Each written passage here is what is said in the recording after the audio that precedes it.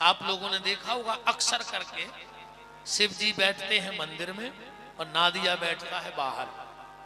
अक्सर करके 99% शिव मंदिरों में चले जाओ, शिव जी मिलेंगे भीतर, नादिया बाहर।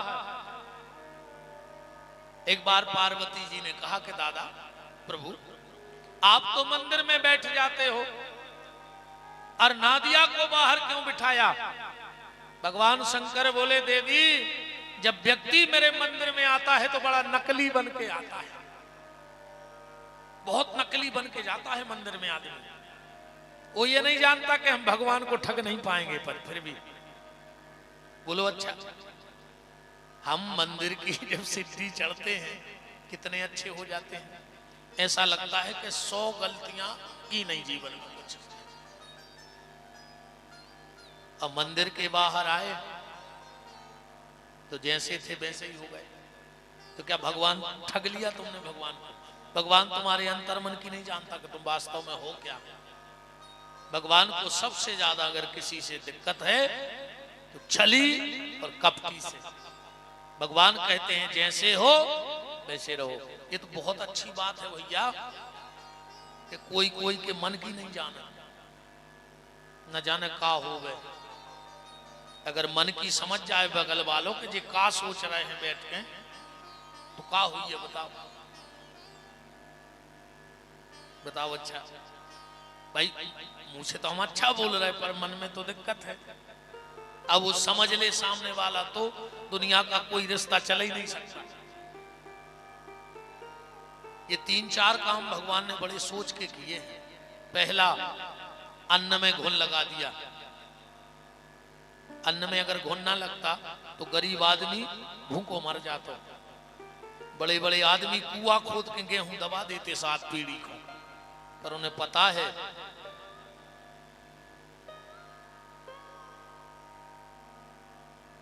उनको पता है कि 2-3 साल में उन्हें कीड़ा लग जाए, खराब हो जाए, भूसा बन जाए, इसे भी बेच लेते, गड़ा के रख देते सोने जैसो। दूसरा काम ईश्वर ने अच्छा किया कि मरने के बाद मुर्दे में बदबू भर दी। अगर मुर्दे में बदबू ना होती तो आदमी सुखा के शोकेस में रख ले। तो जैसे आज के बच्चा टेडी बियर रखते हैं, ऐसे हर घर में 10-12 बब्बा, 10-12 डोकरियां धरी होती। ये 6 नंबर के बब्बा जी, 7 नंबर के जी, 8 नंबर के, पर वो तो बदबू है तो बार देते। और तीसरा काम ये अच्छा कर दिया कि कोई किसी के मन की नहीं जानता। ईमानदारी बताओ भाई, अच्छी ठंड लगे है और 2 बजे रात को मेहमान आ जाए 2 गाड़ी भर के, और जब भी घंटी बजे अपन गेट खोल भी दें, कैसे करा था अपन? अरे बहुत अच्छा लोगों, हम सोच ही रहे थे कि तुम्हें फोन लगे हैं, याद भी आ रही थी 2-3 दिन से। अब भीतर वारों कह रहा हो आधी रात है मरे ने खुद सो रहा है ना हम सोन दे रहे, पर बा नहीं जान पा रहा हूं मेहमान। बात सिर्फ ये है प्यारे कि भगवान को छली कपटी पसंद नहीं है। तो पार्वती जी ने पूछा भोलेनाथ आप बाहर भीतर बैठे हो और नादिया को बाहर बिठाया। भगवान शंकर बोले देवी आदमी जब गर्भगृह में भीतर जाता है तो नकली बन के आता है, पर जैसा ही बाहर आया वो असली रूप में आ जाता है। फिर शाम को हम नादिया से पूछते हैं बताओ कौन कैसा था? वो तो बहुत अच्छा था भीतर। तो नादिया कहते भोलेनाथ वो 1 नंबर को कपटी है तो वो भीतर बनाइएगा, तो बाहर हमसे पूछोगी मंदिर के बाहर की हालत। तो विशेष पिए। एक बात और है, कई बार आप लोगों ने भी देखा होगा हर आदमी नादिया के कान में कछु बोलत है, हर आदमी की आदत है, पर आज तक पता नहीं कि बोलना क्या है। और जिस दिन तुम्हें यह पता लग जाएगा कि नादिया के कान में बोलना क्या है, 24 घंटे नहीं लगेंगे।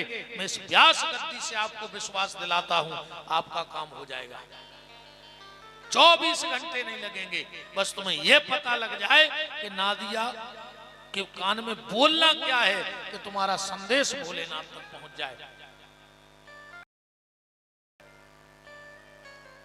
5 लोगों की आवाज भगवान बहुत जल्दी सुनते हैं।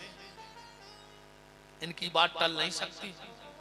सती की सबसे पहले पतिव्रता नारी की आवाज भगवान तक जाती है, चाहे वो किसी को आशीर्वाद दे दे और चाहे किसी से रुष्ट हो जाए तो दंड भी उसे बराबर मिलेगा, और अगर आशीर्वाद दे दे तो कृपा भी बराबर मिलेगी। पतिव्रता नारी की आवाज भगवान तक बहुत जल्दी पहुंचती है। सती की मतलब पतिव्रता, शंख की, गैया की, साधु की और भगवान पे पूर्ण समर्पित की, इन 5 की आवाज भगवान बहुत जल्दी सुन लेते हैं। तो चौथा बेलपत्र कहां चढ़ाना है? नादिया को। और 5वां बेलपत्र त्रिशूल पे चढ़ाना है। आप सिर्फ श्रावण के महीने में इतना करके देख लो, आपको भोलेनाथ की कृपा का पता लग जाएगा। आज सिर्फ एक श्लोक पढ़ करके पुराण को प्रारंभ करते हैं। पहला श्लोक है शिव महापुराण का।